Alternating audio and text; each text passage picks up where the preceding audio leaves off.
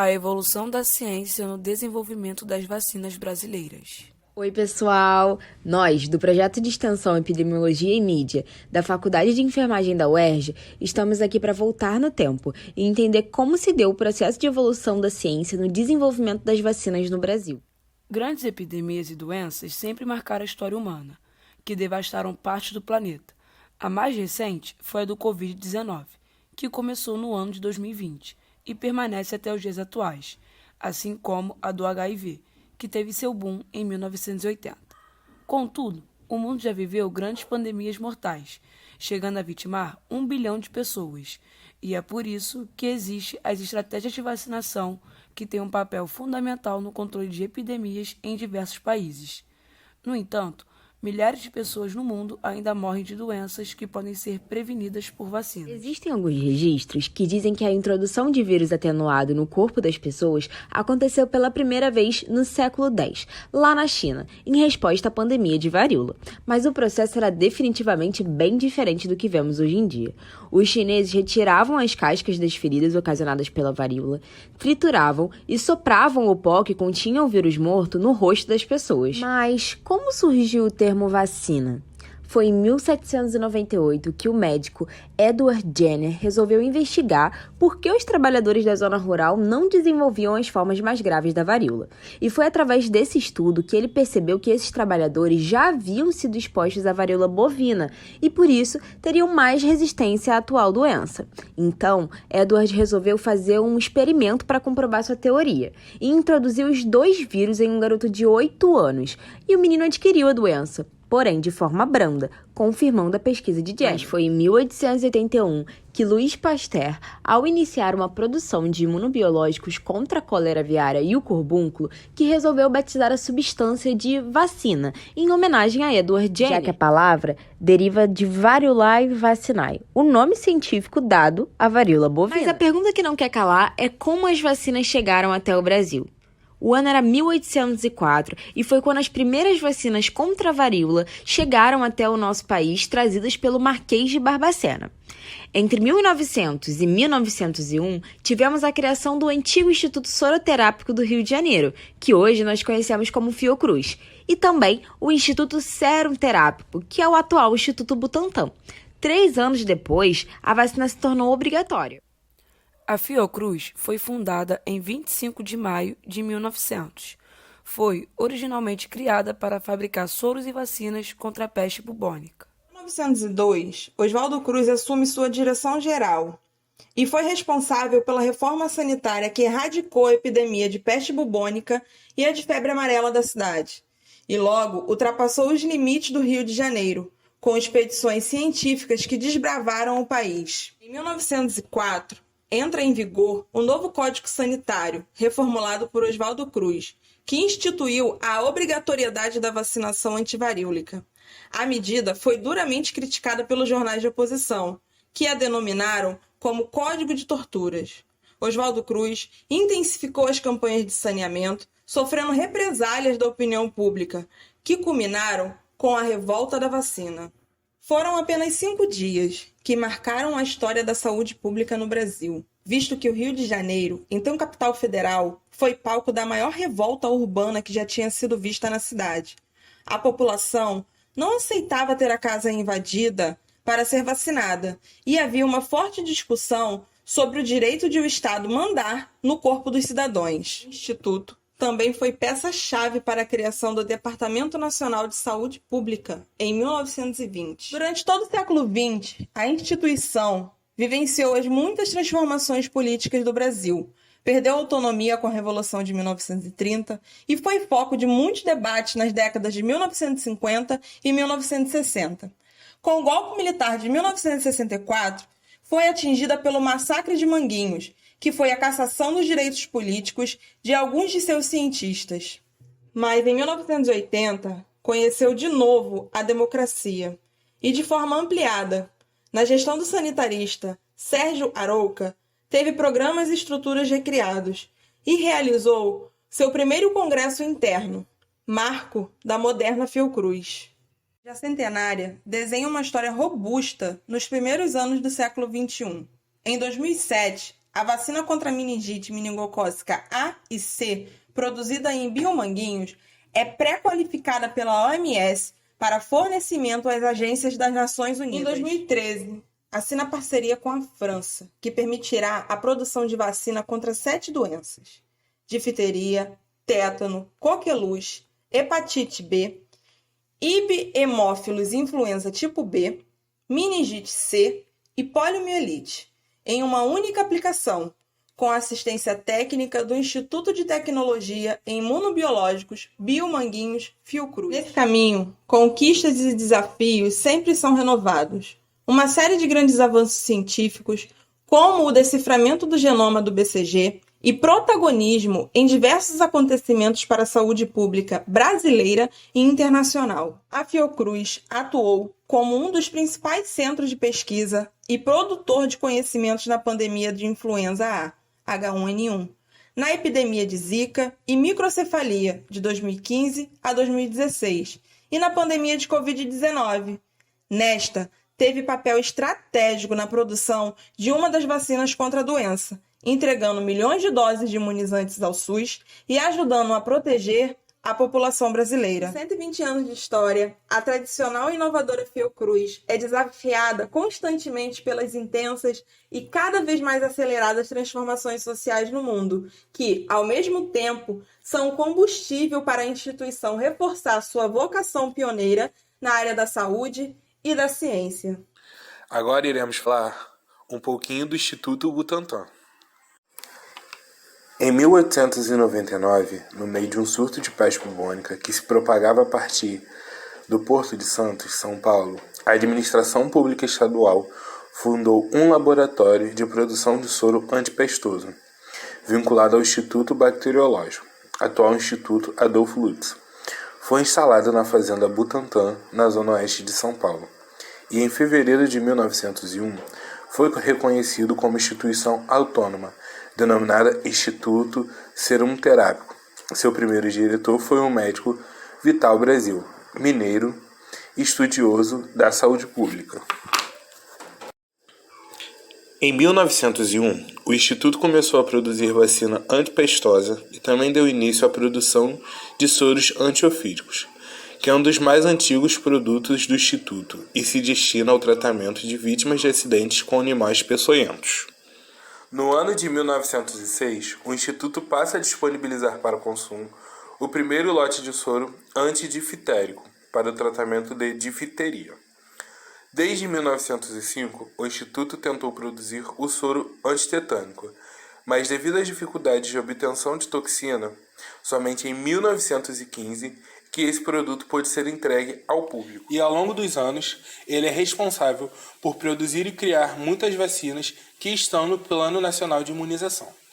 Sua atuação e produção de soros e vacinas lhe conferiu o reconhecimento da comunidade internacional. Mais de um século depois de sua fundação, o Butantan é hoje destacado como Centro de Pesquisas Biomédicas, que integra pesquisas científicas e tecnológicas, produção de imunobiológicos e divulgação técnico-científica, buscando permanentemente a atualização e integração de seus recursos, e com isso a inovação. Atualmente, o Instituto Butantan oferece 8 vacinas ao Ministério da Saúde, que são influenza sazonal trivalente, hepatite A e B, HPV, raiva, PDT, DT e DTPA. O êxito das campanhas de vacinação contra a varíola na década dos anos 60 mostrou que a vacinação em massa tinha o poder de erradicar a doença. Dessa forma, por determinação do Ministério da Saúde, foi formulado o PNI. O Plano Nacional de Imunizações foi formulado no ano de 1973, com o objetivo de coordenar ações de imunização em todo o território nacional, visto que a imunização não chegava para todos de forma igual. Em 1975, o PNI foi institucionalizado resultante de diversos fatores no âmbito nacional e internacional, que tinha como objetivo estimular a utilização de agentes imunizantes, sempre buscando a integralidade das ações de imunizações realizadas no Brasil. O PNI, então, passou a coordenar as ações de imunizações desenvolvidas rotineiramente na rede de serviços. O PNI é hoje parte integrante do Programa da Organização Mundial da Saúde, com o apoio técnico, operacional e financeiro da Unicef e contribuições do Rotary Internacional e do Programa das Nações Unidas para o Desenvolvimento. Sistema Único de Saúde, o SUS e o contexto da vacina. Em 1988, por ocasião da promulgação da Constituição da República Federativa do Brasil, foi instituído no país o Sistema Único de Saúde, popularmente conhecido como SUS, que passou a oferecer a todo cidadão brasileiro acesso integral, universal e gratuito a serviços de saúde. O SUS é considerado um dos maiores e melhores sistemas de saúde públicos do mundo. Paralelamente à realização de consultas, exames e internações, o SUS também promove campanhas de vacinação e ações de prevenção de vigilância sanitária, como fiscalização de alimentos e registro de medicamentos. O SUS promoveu uma democratização da saúde. Antigamente, a saúde só era acessível a alguns grupos da sociedade. Além disso, a implementação do SUS também representou uma mudança no conceito sobre o qual a saúde era interpretada no país.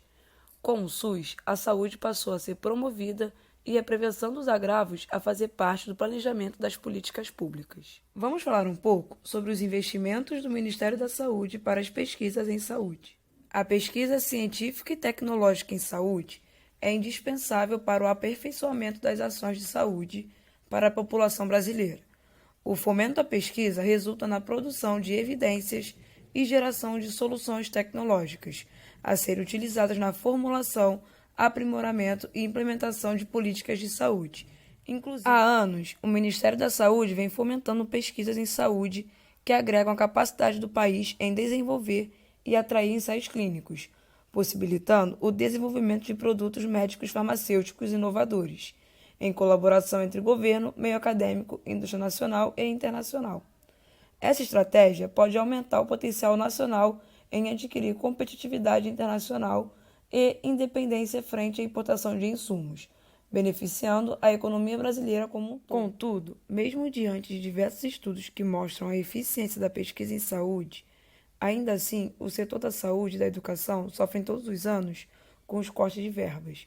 Sabemos que os cortes na área da saúde não são novidades e quem se prejudica são justamente os que têm menos recursos para arcar com o tratamento de saúde de qualidade.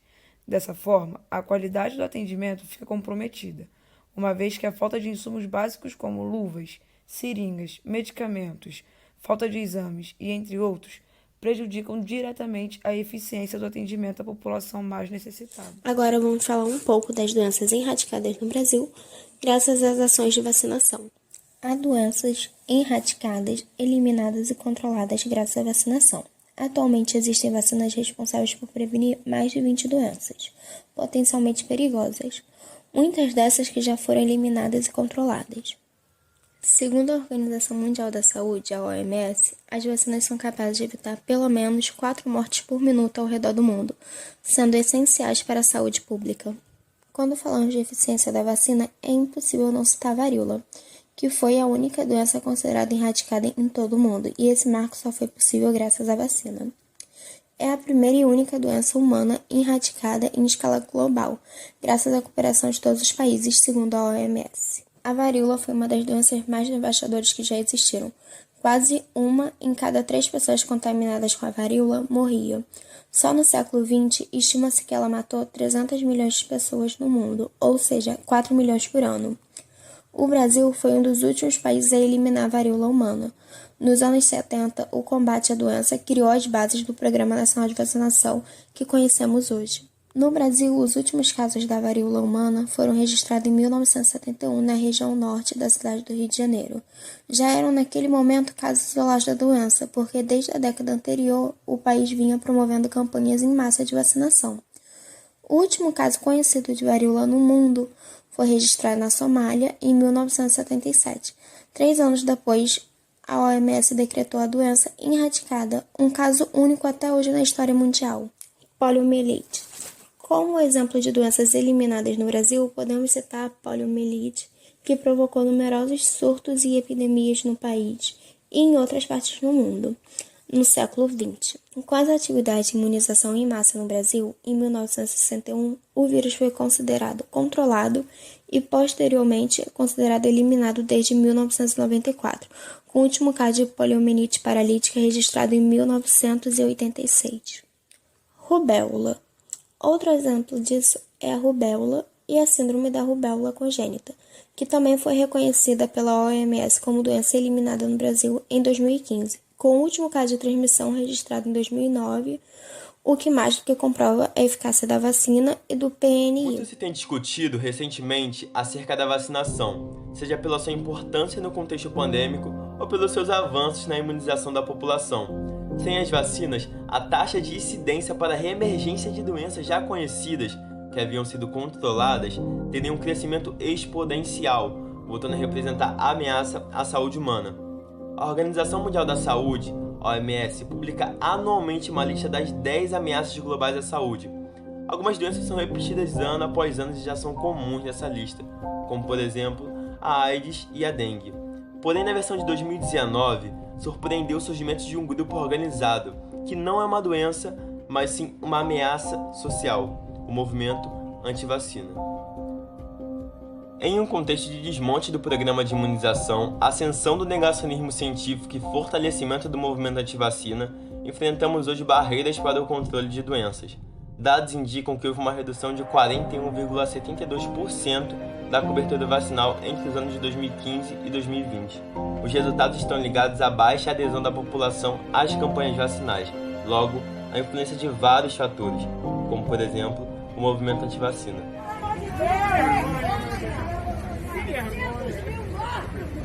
Pô, a gente tá falando de vida, entendeu? A gente tá falando de vida das pessoas. Cara, é muito duro, sabe? No Brasil, a história do movimento está interligada com a da vacinação. Após 100 anos da sua chegada no território brasileiro, a vacina ganhou grande repercussão em 1904, com a eclosão da revolta da vacina.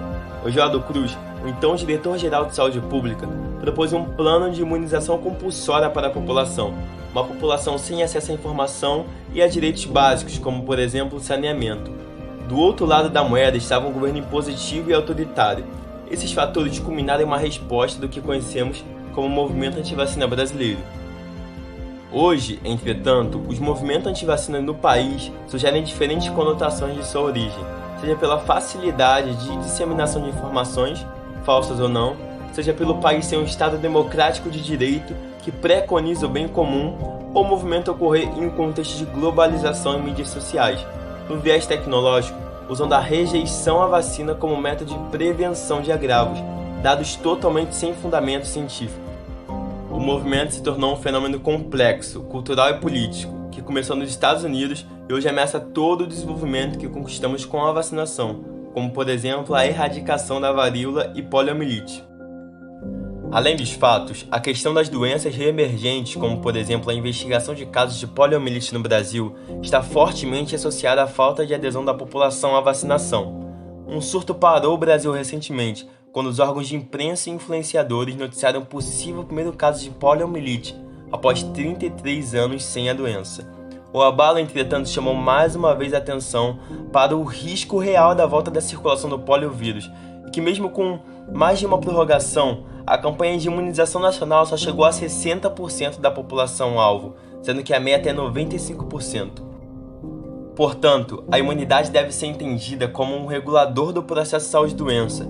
Nesse sentido, não há dúvida de que esta é uma das formas mais seguras e eficazes de não só prevenir enfermidades e reduzir a propagação de doenças existentes no território brasileiro, como também uma das intervenções de saúde mais bem-sucedidas da história. O movimento antivacina influencia fortemente na relação saúde-doença e se tornou um perigo para a ciência moderna.